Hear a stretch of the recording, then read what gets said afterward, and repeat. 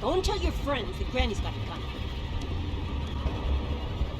I'm Alive is a textbook case of a game's development going through the ringer. Darkworks, a promising studio on the rise, had big ambitions for I'm Alive, but disagreements and delays with their publisher and collaborator Ubisoft led to the removal from the project. Ubisoft would take over the project and slash the game down to its bare minimum in scope. Instead of a full retail release, I'm Alive became an Xbox Live Arcade and PlayStation Network title, a far cry, no pun intended, from what Darkworks had in mind. And yet, despite the game's reduced scope and mishmash of visions, there's still plenty within I'm Alive that remains unique, like its combat system that relies on intimidation and bluffing your enemy, something I haven't seen many other games use. Few games make every bullet count as much as I'm Alive does. You have the guts to shoot at me.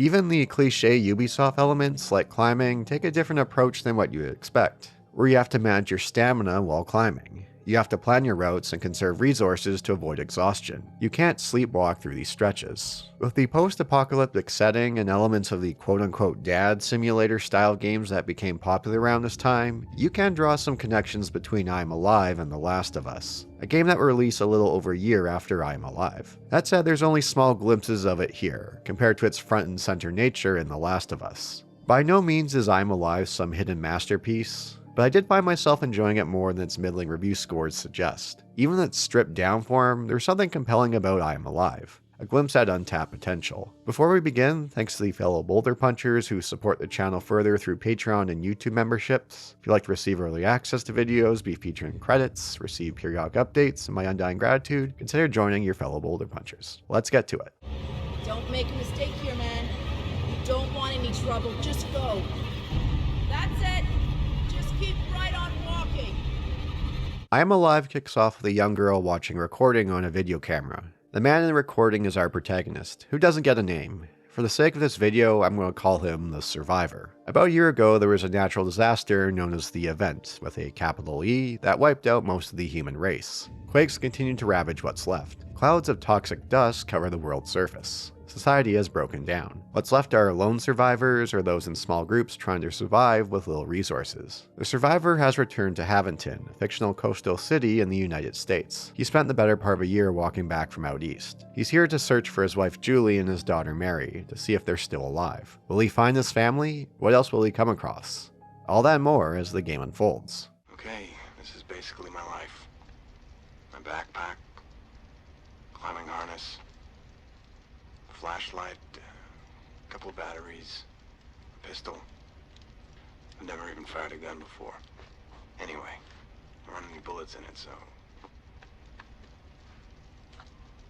I can't believe I'm about to arrive. It's been almost a year now since the event. It only took me 4 hours to fly out east. The better part of a year to walk home. With any luck, I'll be back at our apartment in another couple of hours. So right off the bat, let's talk about the game's presentation.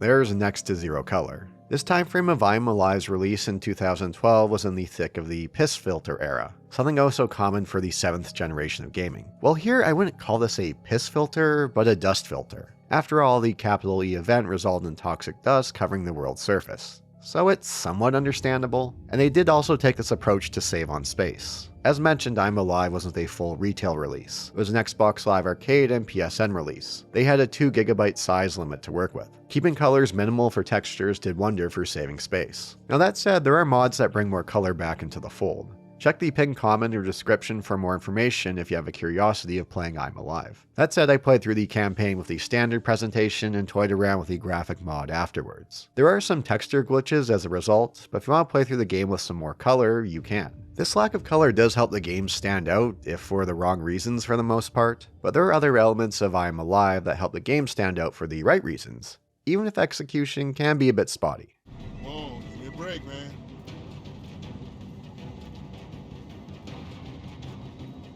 You don't scare me, you'll never shoot that arrow.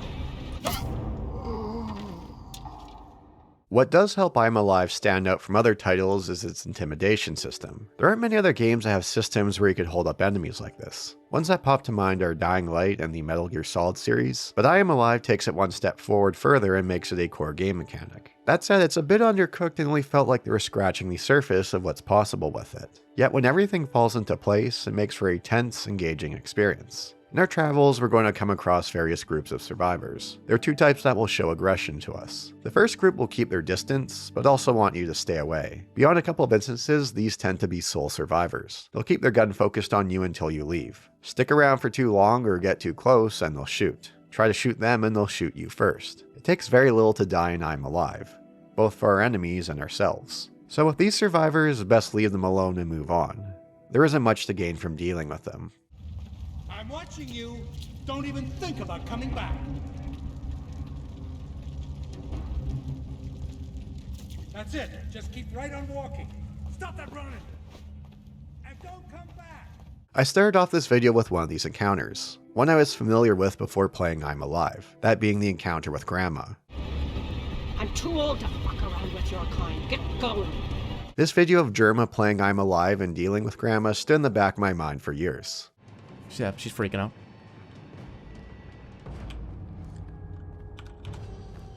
Oh my god.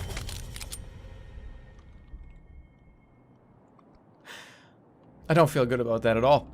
And Granny's not one you want to trifle with. I didn't like the way Grandma was talking to me, but I'm out of bullets for my gun. I try to sneak up for her on a melee kill with my machete, but I'm dead before I could get a slash in. Hey!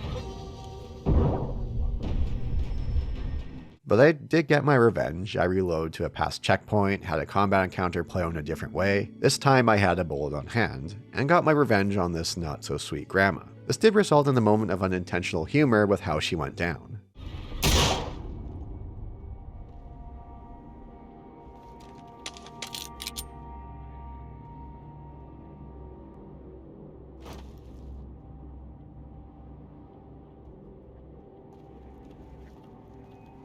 The other type of survivors are more aggressive. They'll travel in packs and will get up in your face. Some will have machetes, others will have guns. There may be one in a group with a gun or a couple of them. So what's one to do? Well, when one approaches you, you have the option for a surprise kill. One slash to the neck with your machete and they're down. We don't like being surprised by out-of-town guests. Whatever you want. We're about to get medieval on this. Hang on. Scumbag!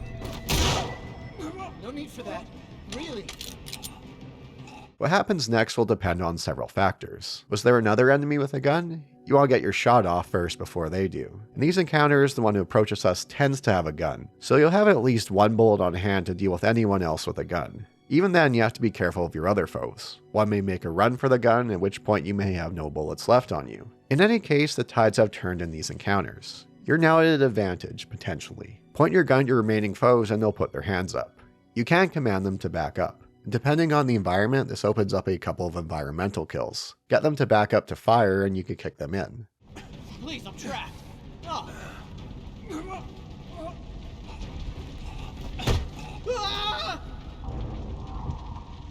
Get them to back up to a ledge and you could Sparta kick them off. I can't move any further.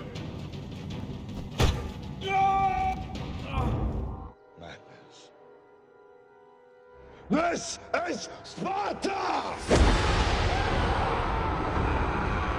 Yes, I did make a This is Sparta reference in the year of our Lord 2025, but it serves a purpose to show the fickle passage of time and how merciless it can be. This meme is now old enough to vote in most countries. That trailer for 300 released in October of 2006, making it over the age of 18 as of writing the script in February of 2025. A young Boulder spent many an hour on YTMND or you'rethemannow.com. This is one of the more prominent memes around that time frame, and still remains one of my favorite memes. Anyways, back to I'm Alive. Fewer games better demonstrate the idea of every bullet counts that I'm Alive does. In these encounters, you may end up in a situation where you're out of bullets. That said, your foes may not be aware of this. You could hold them up even without a bullet in your gun. If you take too long, however, they'll start to think that you don't have the guts to shoot them, or you don't have any bullets left. At which point, they'll make a charge at you, which can lead to some amusing scenarios where you're still packing a bullet. Prove to them in their last moments that you weren't bluffing. Anyone else left may drop their weapons, allowing you for an easy knockout.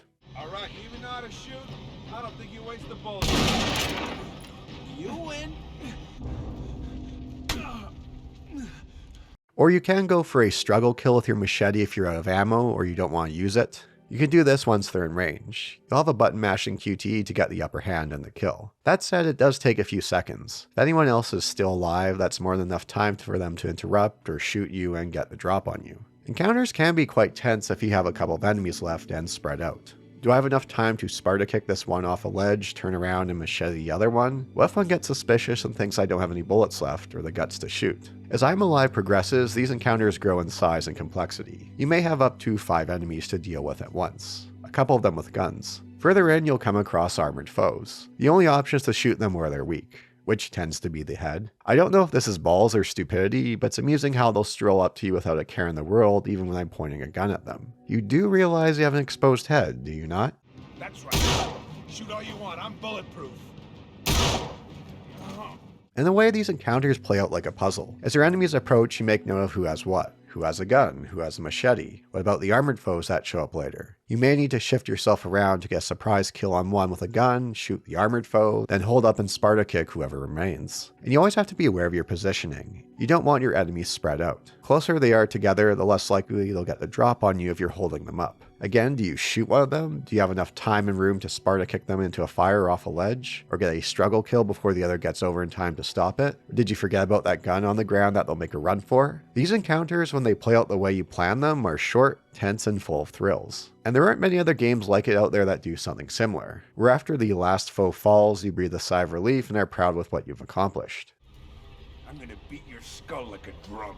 You I'll kill you. No need for that, really. Leave him to me. I'll deal with it.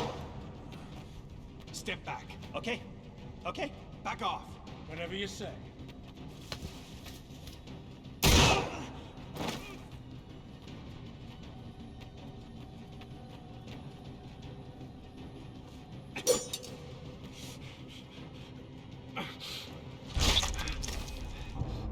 While the game ramps up in difficulty and complexity of these encounters as we progress, we do get a few more options as well, like the optional shotgun, or a bow, a weapon that would become a Far Cry and Ubisoft staple moving forward later that year in 2012 with the release of Far Cry 3, where you're able to collect your arrows from your fallen foes. There are few things worse than missing a shot with your arrow as enemies charge your way. At most, you'll have a couple bullets in your pistol, if you do have any at all. And as much as I enjoyed this intimidation system, it only feels like they scratched the surface of its potential. And in a weird way, it reminds me of the combat system from the Batman Arkham series, especially as the series evolved. You'd have different type of enemies that required specific gadgets or attacks to deal with mixed among basic enemies. In ways, these encounters felt more puzzle-like, where you had to take into consideration what you need to do to deal with certain enemies. In I'm Alive, you have the machete foes, one with guns, and armor-wearing thugs. I'd love to see someone take the system and run with it. What kind of other enemy types could you mix into the fold? What about if they took innocent victims hostage? How far could you push a system like this? It's too bad there wasn't a sequel or any kind of follow-up that took this intimidation system and ran with it. It still feels like untapped potential all these years later. When it works, it's tense and unique from other games' combat encounters,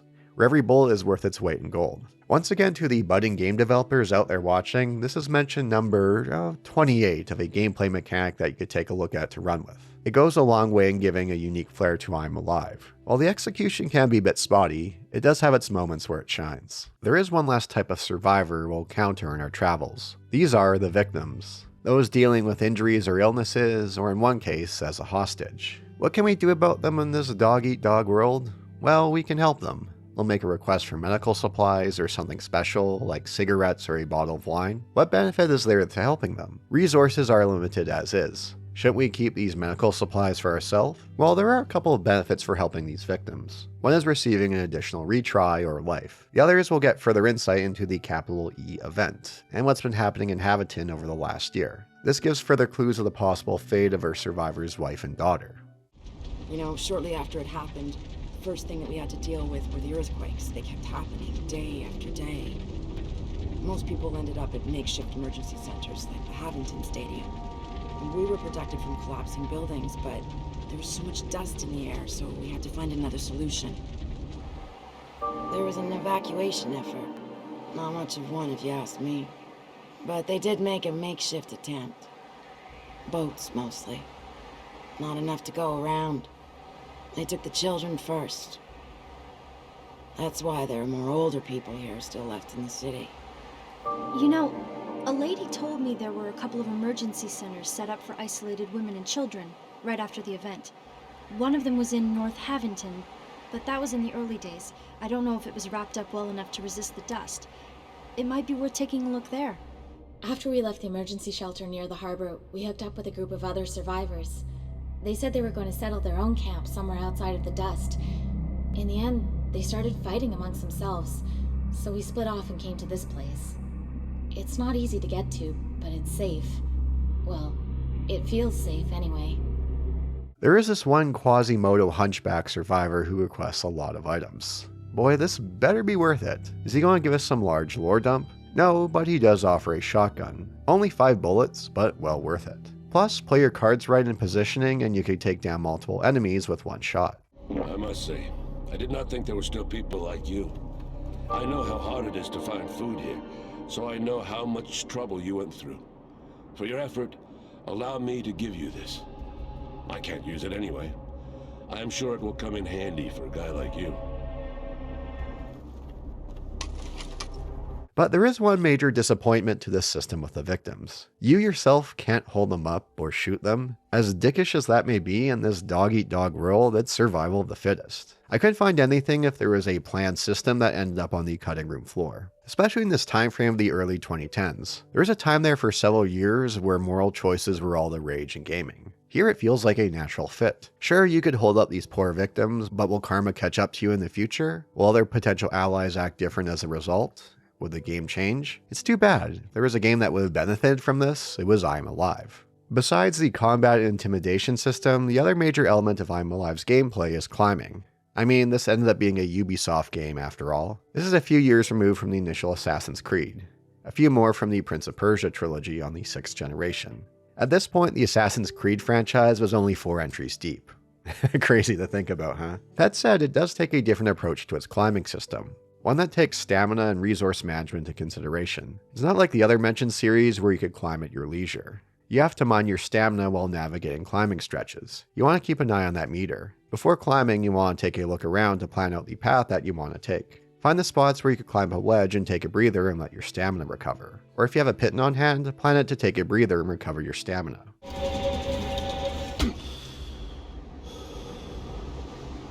As well, you can access your inventory to use an item that can recover your stamina if you're running out. So what happens if you run out? You don't drop right away. Instead, your total stamina capacity begins to deplete. Get out of pitten or solid ground fast, else you'll plunge to your death in most cases. There's a variety of items that offer recovery stamina capacity, actual stamina, or health. Of course, you may have burnt through some of these items by giving them to victims earlier when you yourself could have used them. I do enjoy that this climbing system isn't a free lunch. There is potential consequences to your actions. You can't lollygag around. The game spreads out these climbing stretches enough that for most instances, you'll make it back to solid ground with a moment to spare, right before your stamina capacity starts to deplete. I bumped the game up to its highest difficulty, and then it felt like they could push the system even more in these stretches. Do I try to keep climbing and risk losing my max stamina capacity? Should I use an item to recover my stamina? Is now the time to make use of a pitten to recover and take a breather and plan my way around? I'm glad they have a reasonable amount of decision making while climbing, but even then it felt like they really could have pushed it further.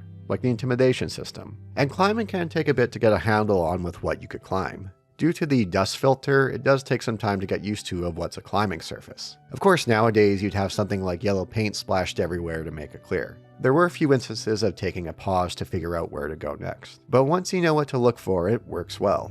Early on in I'm Alive, we'll receive a grappling hook for navigation, one that receives very little usage. It's more like they placed it here so we could loop back to an earlier section without going back all the way we came. Beyond a brief moment in the game's later stretches, this is pretty much it with the grappling hook. It's something more conventional in a game full of unconventional systems. And even sliding down surfaces has some unique elements to it, like placing your hands down to slow your descent or the ability to roll. There's a few of these stretches where you need to descend and you want to plan out your route beforehand. You want to have an idea of where you'll end up and avoid any potential deaths.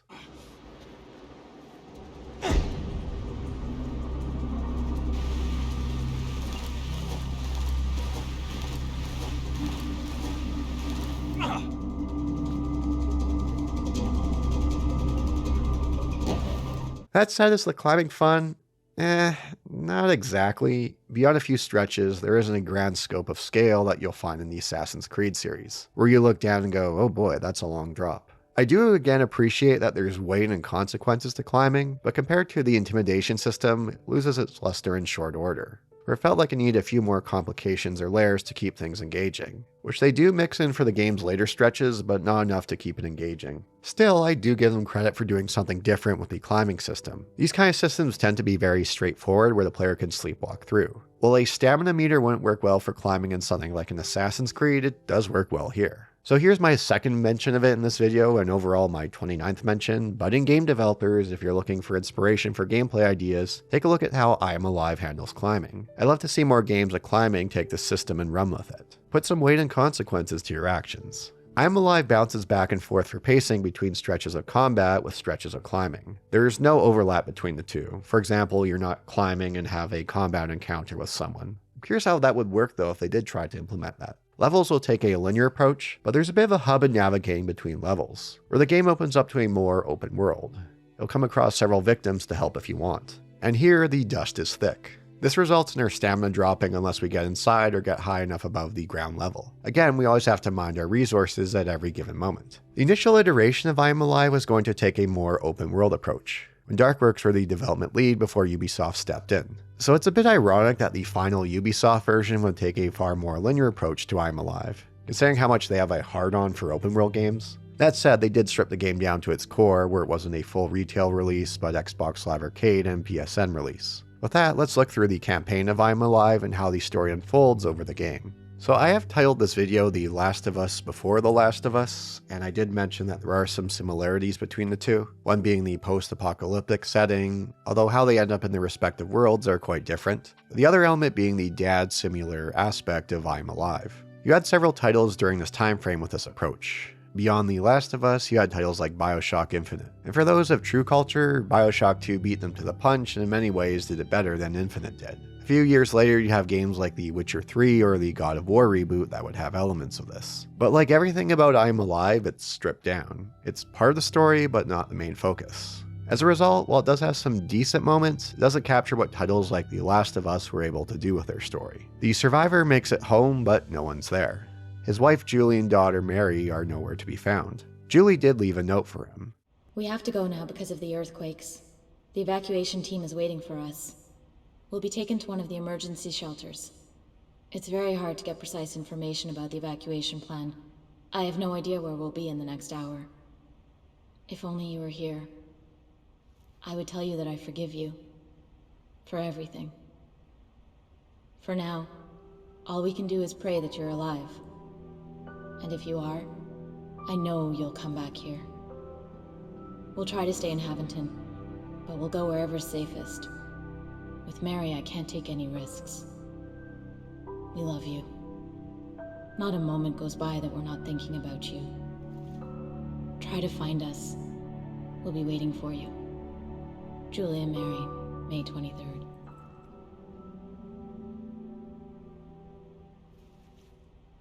May 23rd. That's almost a year ago. You know, you'd think after the last year or so, people would have ransacked this place, but seeing as we could find additional supplies, it seems like it hasn't been. The survivor comes across a young girl who he thinks is Mary. The objective states, find Mary. She runs away from us. Mary! No, no!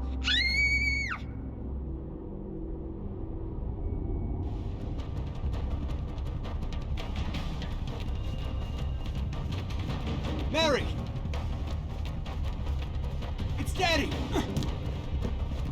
After saving her from a group of thugs, the survivor realizes she's not Mary. Her name is May, who looks to be about the same age as his daughter. You can come out now. I won't hurt you. You promise? Yeah, I promise. Come on out. I have something to show you. What's your name, sweetie? I'm May. I have a daughter almost the same age as you. Here, you can take it. May has a radio on her with a man named Henry on the other end. None other than Adam Jensen himself, alias Tofexis. What do you want? What I want? I want nothing. Look, man, I know the score. Alright, I got food, Sure, man. I got it. They got their money's worth out of Elias and I'm Alive. He voices a few of the victims we could come across. It's amusing how he doesn't do much to change his voice for them. Granted, when you have a voice like this, why would you? I am broken. Body and soul. If only there was still such thing as a clean hospital bed. That's it. Look away. Turn your head in shame. I don't blame you. But you might blame yourself. May mentions that her mother Linda has gone missing. Henry wants us to bring May back to his place to keep her safe and we'll plan our next move. For now, May will hang out on the survivor's back. So for the father-daughter bonding elements, like other dad simulators, they're much more in the background here. She'll only have a few brief chats with the survivor, and she spends very little time with us. You have a daughter the same age as me? Yes, I do. Where is she? I don't know, May. I came back to Haventon to find her. Well, since you were helping me find my mommy, I'll help you find your daughter. Thanks, May. That'll be a big help. Before we get her back to Henry, we do leave May in the mall for a time. She has a fever and needs medicine. This takes us on an excursion full of climbing with the occasional combat scenario to find supplies to help May. With the medication, we also come across the grappling hook. As mentioned earlier, it receives little usage in I'm Alive. It's for us to get back to May's location in the mall faster. Beyond that, we only use it a couple more times later in the game.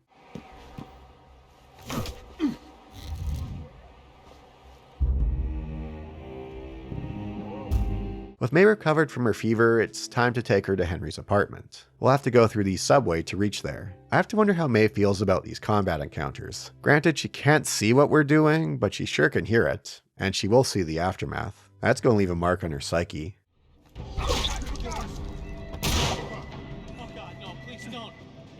We'll come across a few friendly survivors in the subway. Well, let's say friendly in quotation marks. These ones offer us meat, but what kind of meat is it? Don't think it's rat meat. That kid must be hungry. You can have some of our meat. Enjoy it while it's here. The game does mention at the end whether you ate this meat or not, this being human meat. Well, desperate times call for desperate measures. We arrive at Henry's apartment and he's got himself a great spot. You'd think other people would have found this spot by now.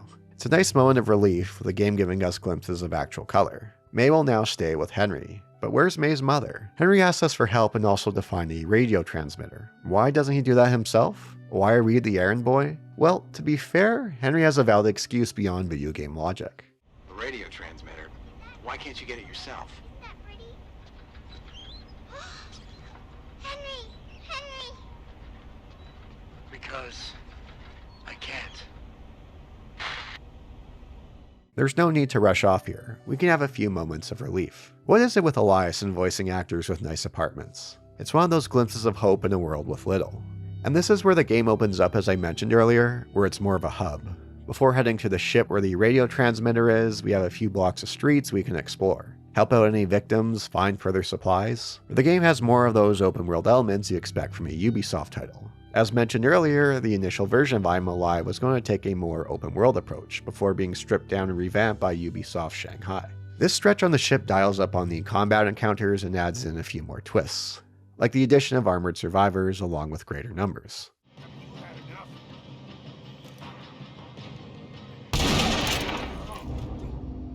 Although the stretch does fall a bit into gaming cliche territory once we pick up the radio transmitter, the key item. We're heading back to the entrance of the ship now has several enemy encounters. Some start charging us around corners, which does clash with how this intimidation system handles.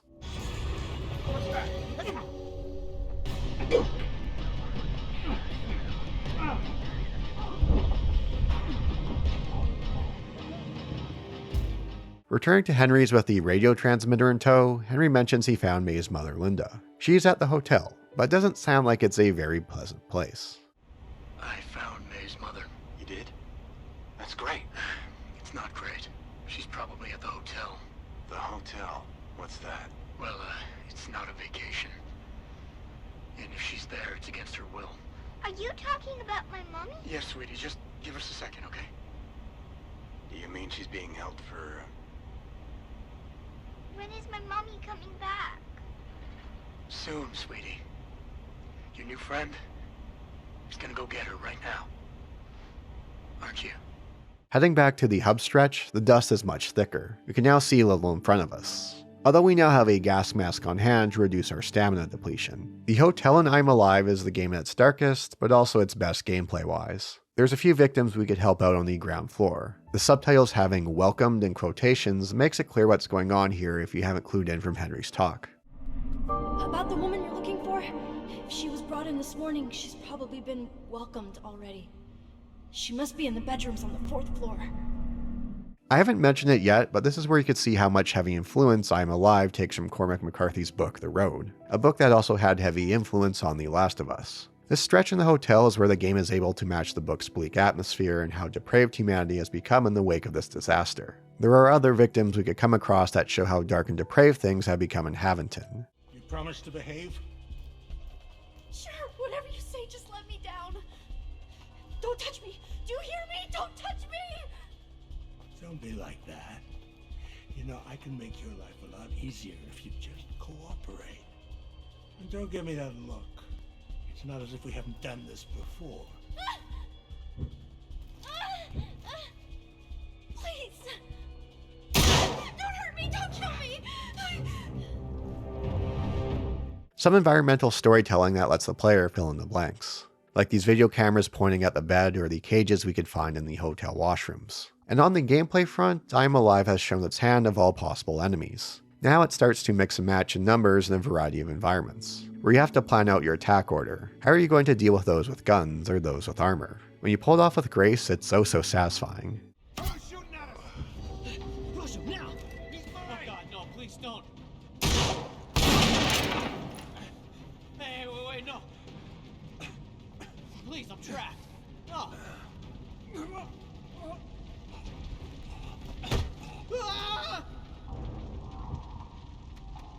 We do find May's mother, Linda, and we arrive in the nick of time before things take a turn for the worse.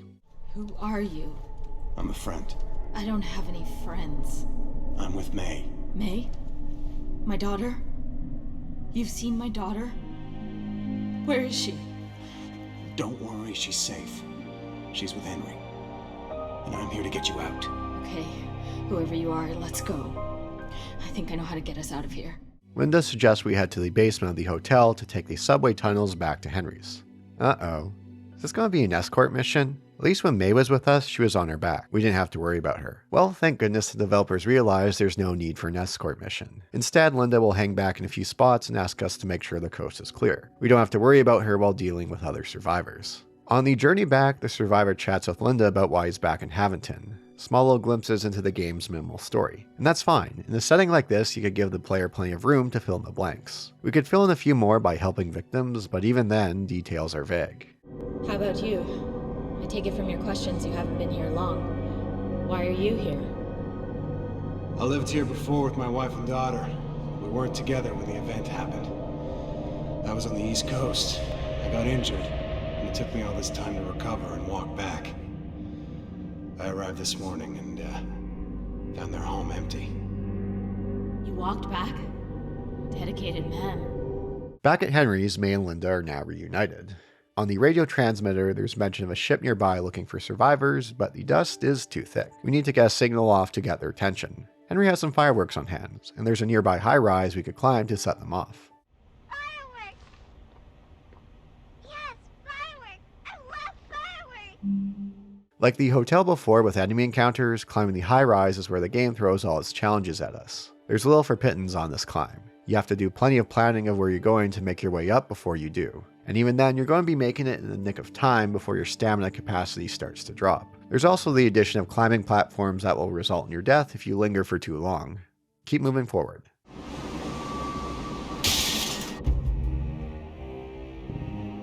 It's a long stretch of climbing, but the game mixes it up enough to keep things moving forward without becoming a drag. And also the game here remembers, oh yeah, we have a grappling hook. Might as well make use of it again before the game ends. As we near the top of the high-rise, we'll come across other survivors. Some friendly, others wanting us to stay out of their space. Some are talking about baseball and times before the event. The last World Series. Game 6. No, I'm in the moment. God. I don't know. Man, I wouldn't give to go back to that day and never leave. Yeah, if I could go back and do a lot of things different. I'd spend more time outside in the fresh air, that's for sure. You can see glimpses of hope and humanity amongst the people here. Some have been able to grow tomatoes. This is one of those classic tropes in these kind of stories. Those brief glimpses of people coming together in the face of disaster, where it's possible that someday humanity may be able to recover. It took us a long time, but we finally got some to grow. You can take one or two. I hope you can please don't take them all. And with setting off the fireworks, we may find somewhere else that allows for it. With the signal sent off, it's time to head to the Pier 37 amusement park to meet up with a ship. But there's a problem. Linda's okay, but some survivors grab May. Henry went after her, but he's gone missing. A victim we could help in the amusement park will give us more information on what's happened to Henry. Your friend in a wheelchair was dragged off by some guys I'd never seen before. Your friend. He said he knows the location of the survivor camp, the one everyone's talking about. The guys who took him wanted him alive, that's all I know. I'm Alive saves its worst for last. This stretch in the amusement park is sheer frustration. The survivor parts with his gun, giving it to Linda. We have a couple of arrows on hand and our machete, but that's it. And hey, there's nothing wrong with that, right? Taking away from the player can add so much tension. Thing is, most of the enemies are packing guns here. You have to find ways to drop them off one by one, which goes against how the gunplay and intimidation system handles. It's a clash and plays more like a conventional shooter here. The end result is a frustrating trial and error affair and left a sour taste in my mouth. Which is too bad, as this is the last encounter in the game. Several attempts of picking them off one by one and hoping another doesn't get the drop on you. We'll find May, but Henry is nowhere to be found. We do come across his wheelchair though. Due to a quake, the amusement park is now flooded. There's nothing left to do here but reunite May with her mother and head to the ship. And this is where the survivor separates from May and Linda. He still needs to find out if his wife and daughter are still here and still alive. As well, what happened with Henry. He's out there somewhere, kidnapped by a gang looking for other survivors. I left them once before. I can't do it again. Besides, Henry's still out there, and I'll bet he needs my help. Then take this to your daughter. She might need it. Thank you, May. I'll make sure she knows it was from you. Thank you for everything you did. Take care. You'll find them. So it seems like we got one final chapter or stretch to go, right? Wrap up those loose ends with his family and Henry? Well, no, that's the end of the game. The camera that we've seen various scenes play through is at the end of its playback. We zoom out to see the young girl again we saw watching at the beginning. She's crying. As the in-game camera zooms out, we now realize all that stuff on the table is ours. The bow, the machete in the bag, and roll credits. I'm gonna find a way to make it up to you.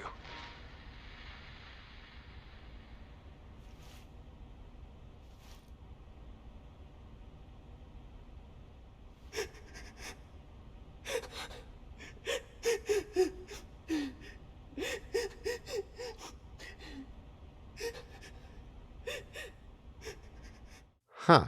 So is this girl watching the tape Mary, the survivor's daughter? What happened to the survivor? Looks like he died, but how? That's a bit of a downer. I mean, in a story like this, you're bound to have a conclusion that's not exactly uplifting, but it would have been nice to get a little more context of what happened here, like the fate of the survivor. Throw a bit more our way. In ways, it feels like they had to get the game out and had to do with the limited budget that they had for the release of I'm Alive. One stripped back from a full retail release to digital only with Xbox Live and PSN, where they had to contend with more restrictions like a 2 GB file size. So I made a few allusions and mentions throughout this video, but let's dive into the rocky development of I'm Alive. It's part of the reason I had interest in checking the game out. Of course, all games go through many changes in development. Scope grows or decreases, team sizes shrink and rise, people leave, delays and rush release dates. Oh so common in the industry. That said, I'm Alive is quite notable with its shifting development. Initial development of I'm Alive, then known as Alive, was Darkworks, a French studio I've come to discover and respect over the last year when I covered a couple of their titles. One being Alone in the Dark, The New Nightmare from 2001. Besides the original Alone in the Dark, it's the best title in the series. Their next title was Cold Fear, a title from early 2005. Although the timing makes it more of a coincidence, it's one of the earliest Resident Evil 4 clones that arose in the wake of RE4. A bit rough around the edges, but there was plenty to enjoy with Cold Fear. You could see the studio had potential in making a major name for themselves. Ubisoft would publish Cold Fear, and that relationship would continue with Alive. After the releases of Cold Fear in early 2005, Darkworks would make several pitches to Ubisoft for the Alive project. They went through 4 prototypes, including one with zombies, before they agreed to a post-apocalyptic survival adventure in 2007. There was disagreement amongst Ubisoft leadership on the title. Some saw it as a potential franchise to the likes of Assassin's Creed or Splinter Cell. Others weren't quite so sure. I'm Alive would have a strong showing with a 2008 E3 trailer, one that was far different than the game we got. We had a protagonist named Adam, who bears a strong resemblance to Matt Damon. Chicago was going to be the setting as opposed to the fictional city of Haventon in the final version. The game was to be first person. Beyond screenshots, there was no showing of gameplay. Water!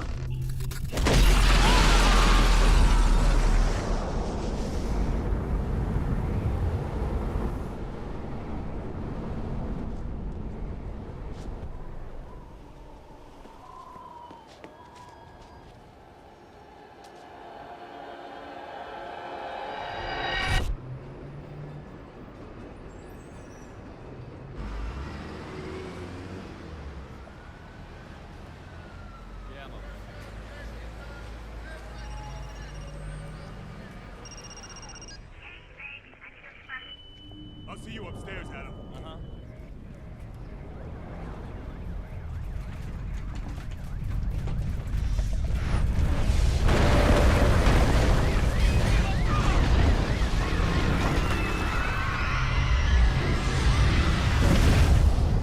At some point during development, Ubisoft decided to get more involved in the project. This involved entrenching Ubisoft employees at Darkworks to work along with the team. While Ubisoft saw it as a means of greater collaboration, Darkworks saw it as a hostile takeover. This resulted in high levels of tension and turnover at Darkworks. The plan was to have the game launch in the spring of 2009. According to insiders, the game started to really come together in its end stretch, something that's common in development of games. That said, there were still no gameplay videos shown to the public. But Ubisoft had enough and would pull the project from Darkworks in January of 2009, right before the finish line. Some sources felt it was the right move, that the game wasn't fun, and others felt that they were so close to having the pieces fall into place. Whatever the reason was, Ubisoft took full control of the project, sending it to Ubisoft Shanghai to salvage. For a time, Ubisoft Shanghai tried to salvage something from this version before starting from scratch. They would take the core ideas of the Darkworks version and make something of it. And even then, Ubisoft leadership was ready to abandon the project. One of the developers suggested that they scale the game down. Instead of a full retail release, do a release for Xbox Live Arcade and the PlayStation Network. Leadership approved of this decision. As a result, the game had to have major scope reduction, like having a 2GB limit for size, which was the requirement by Microsoft at the time for Xbox Live Arcade titles. Again, as mentioned earlier, this is a reason why the game is so dusty, grainy, and colorless. Ways to help save space. This limitation resulted in the change of the game's story. The Darkworks version was to take place right after the event first occurred. The final version would take place a year later. This allowed the team to reduce the number of characters that would appear. The final release from Ubisoft Shanghai had about 1.5 years in development. The game would be released in March of 2012, almost 3 years after the initial planned launch of the Darkworks version. And Darkworks themselves would close in late 2001. Real shame. Throughout their 13 years as a studio, they only released 2 games, Alone in the Dark, The New Nightmare, and Cold Fear. I guess you could put an asterisk on that if you include I Am Alive. While the final version is Ubisoft Shanghai, much of its core DNA comes from the Darkworks version. The story of Darkworks is one that's oh so common in the gaming industry, promising developer at the mercy of its publishers. I went more into this in my Cold Fear video if you're interested. They had prior canceled projects with publishers like Capcom and Namco. They could never find solid footing, and I Am Alive would be their last call. Despite no real gameplay footage was ever shown to the public, you can piece together what Darkworks had in mind from various interviews and press releases. As mentioned earlier, the setting would be Chicago, and would take place right after the Capital E event. Instead of the unnamed protagonist looking for his wife and daughter, we had Adam looking for his girlfriend. The game would take a first-person perspective. The Darkworks version was to take a more survival horror approach. There were plans for a hunger and thirst mechanic.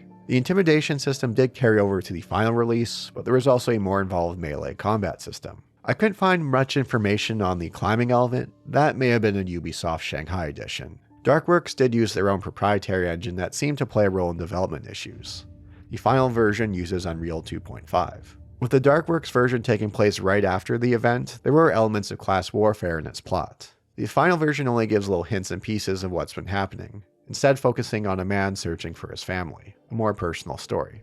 And of course, the game was to be far greater in scope with a full retail release.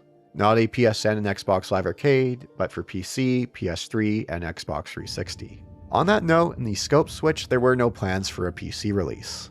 In late 2001, a few months before release, the game's director said it wasn't worth the time to port. Piracy rates were too high and no one was buying PC games anymore. But by 2011, this excuse more or less lost all meaning for not porting a PC version. Steam had grown to such a user base and gave proof that piracy was a service problem, according to Gabe Newell. This comment would receive a large amount of backlash. A PC release would release a few months later in September of 2012 and still at 2 GB, which is quite impressive. And while the game would sell well on the Xbox Live Arcade and PSN platforms, no real sales information was given out. Safe to guess with the long development and lower price point, the game didn't recoup its budget. And with that, the end result is a mishmash of a game with interesting ideas, hobbled by scope reduction. That considering how development unfolded, it's a miracle that anything released at all. Despite the game's reduced scope and blurring of visions, there's still plenty within I'm Alive that remains unique. Enough to make me glad to have checked it out.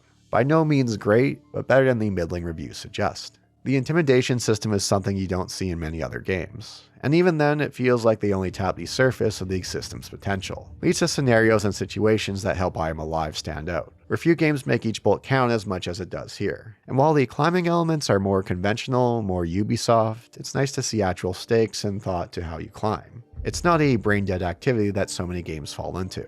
And it's too bad we never got to at least see the Darkworks version, one cancelled right at the finish line. Then again, it's possible the game didn't come together the way they hoped, and releasing it would tarnish the studio, well, tarnish them more. Unless some kind of leak happens one day, we'll never know. The released Ubisoft Shanghai version, despite severe scope reduction, does have its moments. But despite it all, you can see those moments of brilliance shine through. Thanks for watching. I'd like to give a special shout out to my fellow Boulder punchers who are in the higher tiers when it comes to support. Thank you for your patronage, American Boot, Tom Terrible, for those in the Now This Is Boulder punching tier, Ethan, the Madman in Waco, for those in the My Vision is Augmented tier, Nico Perro, Sam Jones, BB F. in Bloxburg, and Will Han. And if you'd like to support the channel further, do consider joining as a patron or YouTube member, or get access to videos earlier and be featured in the credits, along with my undying gratitude. Thanks again for watching. You shouldn't have tried to push me. They've got nothing to lose.